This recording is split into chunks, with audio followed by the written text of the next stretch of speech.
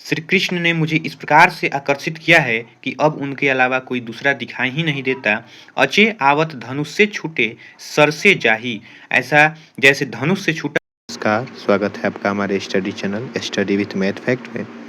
तो आज की इस क्लास में मैं आपको बताने वाला हूँ हिंदी के गोधुली भाग 2 के काव्यखंड का एक कविता है जो रसखान द्वारा लिखित है।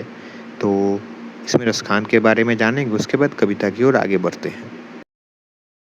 रसखान के जीवन के संबंध में सही सूचनाएं प्राप्त होती है, परंतु इनके ग्रंथ प्रेम वाटिका के अनुसार इनका जन्म 1610 में यह संकेत मिलता है कि ये दिल्ली के पठान राजवंश से उत्पन्न हुए थे, अर्थात और इनकी रचना काल जहांगीर का राजकाल था। जब दिल्ली पर मुगलों का आधिपत्य हुआ और पठान वंश पराजित हुआ, तब ये दिल्ली से भाग खड़े हुए थे और ब्रजभूमि में आकर के कृष्ण भक्ति में लीन हो गए। यानी कि जो रसखान रहते हैं, जब मुगल शासन के अधीन दिल्ली आता है और जब पठान पराजित हो जाते हैं तो वहाँ से वे ब्रजभूमि में आ जाते हैं और यानी कृष्ण की भूमि में आ जाते हैं और कृष्ण की भक्ति करने लगते हैं।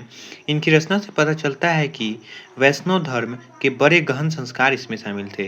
यह भी अनुमान किया जाता है कि यह पहले रसिक प्रेमी रहे होंगे, बाद में अलौकिक प्रेम की ओर आकृष्ट होकर भक्त बन गए थे। 251 वैष्णव की वार्ता से यह पता चलता है कि गोस्वामी विट्ठल नाथ ने इन्हें पुष्टि मार्ग में दीक्षा दी थी। यहाँ पर आपको ध्यान देने वाली बात है कि गोस्वामी विट्ठल दास जो थे, इन्होंने रसखान को पुष्टि मार्ग में दीक्षा दिया था। इनके 2 ग्रंथ मिलते हैं, प्रेम वाटिका और सुजान रसखान। रचनाएं भी याद रखनी होती है, अक्सर रचनाएं पूछी जाती है आपके एग्जामिनेशन में। तो रसखान की 2 रचनाएं हैं, प्रेम वाटिका और सुजान रसखान। प्रेम वाटिका के प्रेम निरूपण संबंधी रचनाएं हैं और सुजान रसखान में कृष्ण की भक्ति की संबंधी रचनाएं हैं। तो हम अब चलते हैं रसखान की रचनाओं में। पहला रचना है प्रेम अयनी श्री राधिका, अर्थात वे कृष्ण की भक्ति में इस प्रकार से लीन हो गए और अपने इस भक्ति में लीन हुए अपने इस विचार को वे प्रकट करते हैं। तो क्या लिखते हैं, सुनिएगा।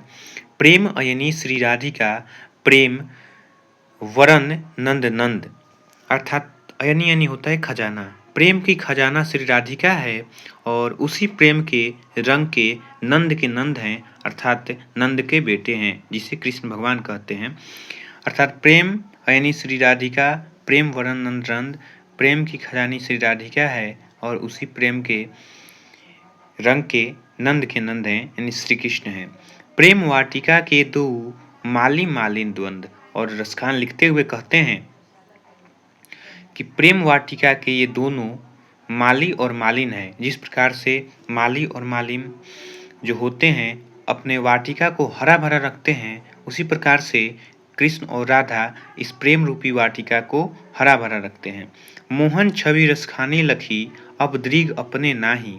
क्या कहते हैं, सुनिएगा कि मोहन अर्थात श्री कृष्ण ने मुझे इस प्रकार से आकर्षित किया है कि अब उनके अलावा कोई दूसरा दिखाई ही नहीं देता।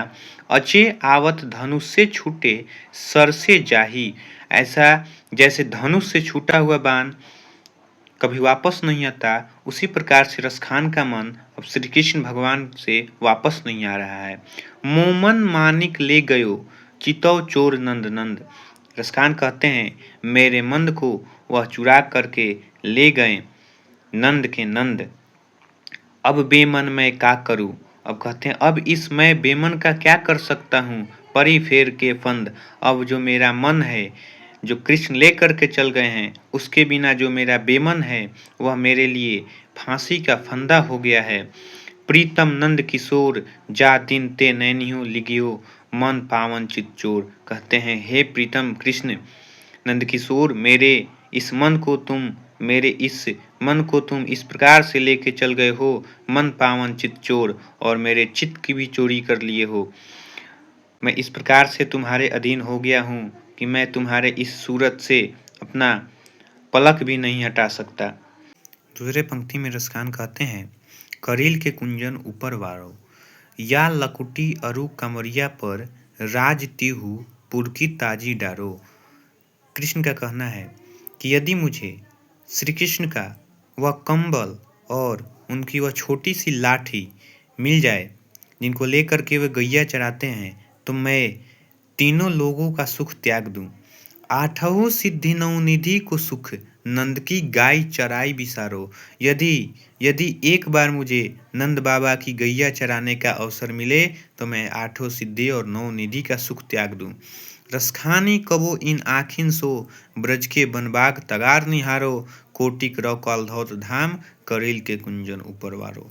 रसखान कहते हैं, यदि मुझे एक बार अपनी आँखों से उस ब्रजभूमि के तालाब और उस ब्रजभूमि की पेड़ पौधे पशु पक्षी देखने को मिल गए तो मैं हमेशा के लिए अपना प्राण उस पर न्यौछावर कर दूं।